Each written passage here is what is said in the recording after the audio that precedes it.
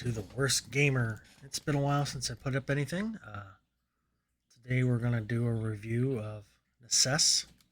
This is a game that I've been playing a lot when I go to hotels and stuff for work. Do a lot of traveling so far this year, so I haven't really posted anything online because of that. I've been kind of busy and haven't with my day job, and I haven't really had time to play any mainstream video games, which is probably good because this game, it's from Fair Game Studios. It is currently early access with a release date in October 9th for version 1.0. And surprisingly, there is actually a lot of gameplay in there. For 71 hours in, I think I'm about halfway through it. Currently into the Deep Ice Caves. Locked 27 achievements. I've been taking my time, I haven't been rushing it, just casual gameplay. A couple hours here and there a night. And I've really enjoyed myself. It's been a good game so far. So let's get into it.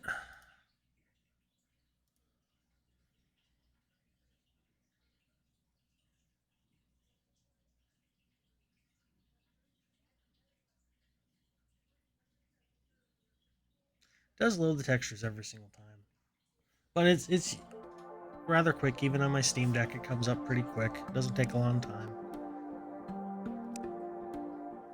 And as you can see, this is my base. I have an insane amount of stuff going on. There's farms in the game. There's resource collecting. I set this up area as a tree harvesting area. So they'll come, my little guys will come out here, and my villagers come out here, harvest all these trees, replant the seeds, take them,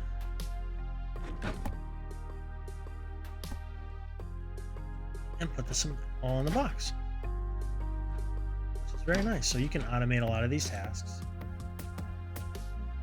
Right now, this is my main food test I got set up for them. So they just come here, they feed themselves, they do cooking, stuff like that. You can really tell them to do stuff. They'll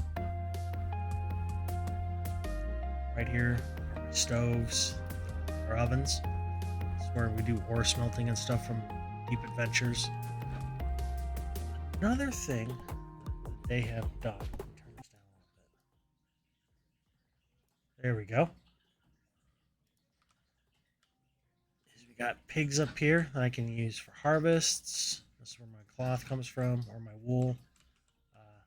I get beef here and milk that I can turn into cheese down here. There is a lot of little stuff in the game. Your base map here, this is I'm on the starting island. As you can see, the starting island is huge. Now, this is all one island. One of my guys is down here wandering around. I don't know why. He's lost or something. Who knows? Who knows what he's doing? They have the whole map to wander. This is sorta Minecraft-esque at night, as when all the monsters and zombies come out. The top islands, the zombies are all kind of the same, just cookie cutter zombies. They remind me a lot of the Minecraft zombies. They're not very smart, and they are easily mowed down. Most of these guys have decent armor. I've upgraded them, upgraded their weapons so they can kind of fend for themselves. You do have. Let me get out of here so we can see it. This is my trap system here, which I haven't got to work yet. They keep like busting through my walls, but this is all automated. So when a monster comes in here, it'll activate this trap and they'll start killing it. You have exploration. Let's see, my hoverboard. Show you the map system here. It's quite unique how they did this. Up here, travel south. So here's the map system. Oops, go back. It's all square based, and there's quite a lot. Each one of these little tiles is its own island. And here you can see here's the starting island. So I've kind of gone one way. You have different binomes, I guess you'd call it. You got the swamp biome. There's this pirate island. You can go and fight pirates. You got dungeon entrances you can go explore, and all kinds of stuff. Deserts, plains. All these, except for the pirate island so far, have at night all the same monsters come out. So there's really no difference between for that. The swamp biome does have what the heck are they called? Slimes. I lost my mind there for a second. Where the snow biome has penguins and polar bears, which are not non-aggro except for the slimes. The slimes attack you regardless, but everything else seems to be non-aggro. There's not a lot of difference variation in animals. There's villages, which you can see right here. They're kind of neat. They're not really big though. They're kind of small. Go back to my base. Most of the exploration are done through dungeons, as you can see here. This is a blue ladder. You have two so far. I've rendered there are two types of ladders. You have a brown ladder, which gets you to the base floor. Then you have the blue ladder, which is made out of titanium, which gets you to the deeper. Whoops, gets you to a deeper floor. There we go. And on the deeper floor, you have more harder enemies. I'd say different tiers of enemies. This is kind of what it looks like. This is the forest deep cavern. You got lava, you got obsidian in the mine. Each one of these has different enemies, harder enemies as you go. So you really get the good feel of you're really in a dungeon or really exploring a cave. Give you a good vibe. Some of these has deeper parts, which you can go in here. And this is a little mine maze, which I've solved this one already, as you can see. Gives you treasure boxes and stuff in here. They're all kind of unique. If you don't click the right pattern, you'll get zapped. It's kind of a neat little way of doing things.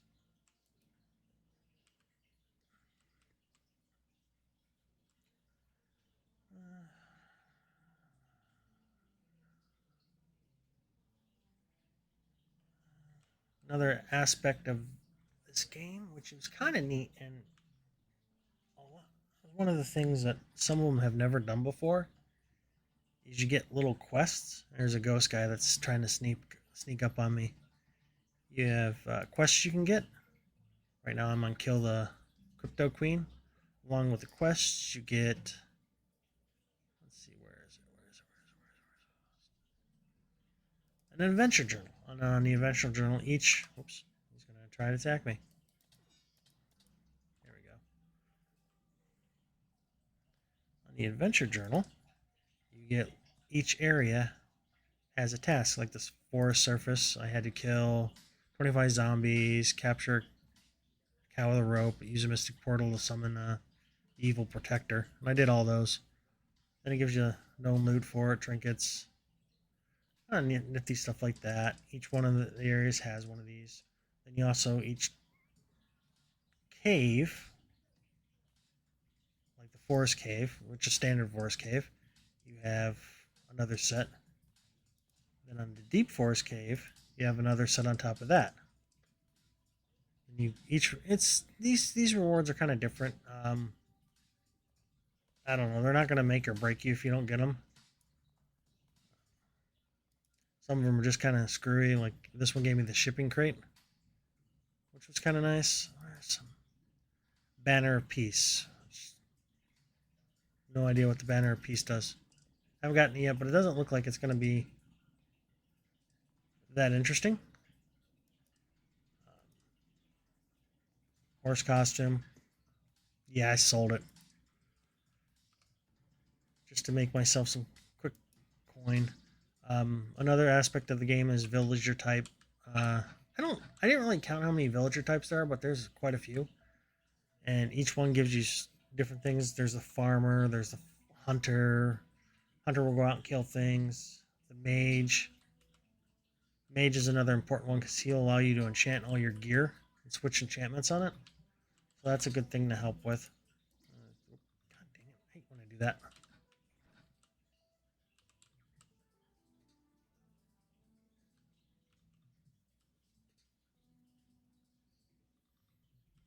Talk to this guy again. Continue. He was harvesting spruce logs for me, so you can enchant your equipment. Or I'm sorry, You give him equipment, which will up his survivability.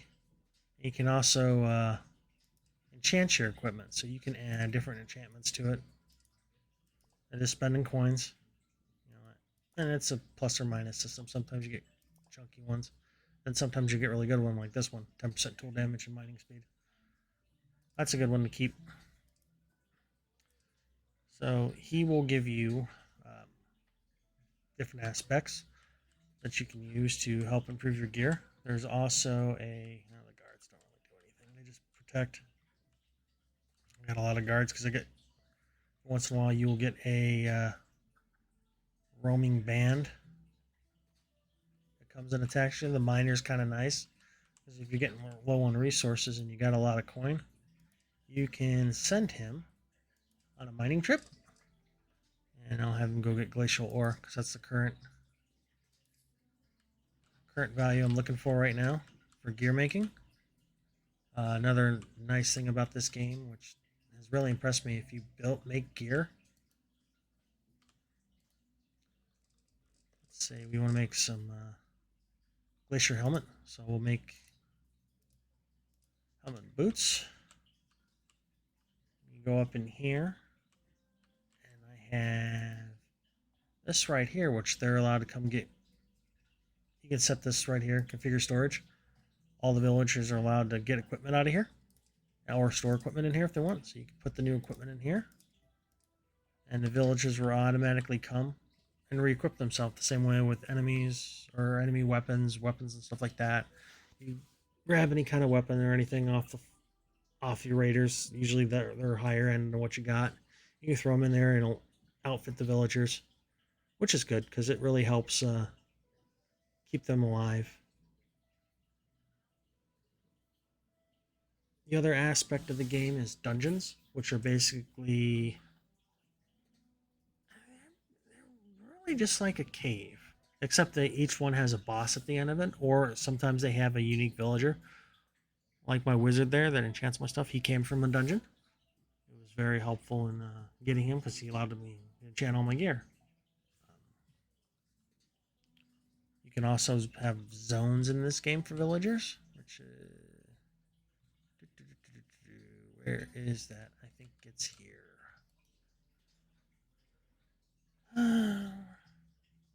Sign work. Yeah, sign work. Okay. So this is my husbandry zone. And they take care of all my sheep, my cows, and my pigs. I didn't set a forest. I set a husbandry zone. I didn't assign a fertilizer zone yet because crops grow pretty quick. My forestry zone is over here. This is that, so they'll come down and take care of all my trees. And you can also assign storage. Oops. As you can see, you can assign different storages and stuff. These are the storages I got turned on. Here's my the forges and stuff they use, the furnaces to melt ore. Then I'll take the ore and put it over them in the box. Every once in a while, you'll get a new random villager in. This is my exotic merchant guy. And all he does is he offers stuff to sell, or for sale that you can buy, and a Fool's Gambit and stuff like that. All in all, for an early access game, there's a lot here. It's really good. I think I got this on sale on the Steam store for like $23 or something like that. It wasn't a lot, but it's been a great value. I'm really impressed with how much value this game has given me.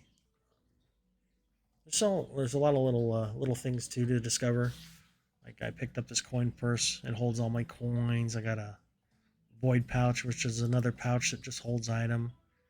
I got the lunch box, which holds all my meals that I've created for myself. Potion pouch. Self-explanatory there. What it does, you got different trinkets and stuff that do things. You can have different sets of armor, which I started to do a little bit, but I found that certain dungeons, like I was completely meal attack for the longest time until I got to the Reaper, and I could not do enough damage to him to save my soul in melee attack, so I switched to magic.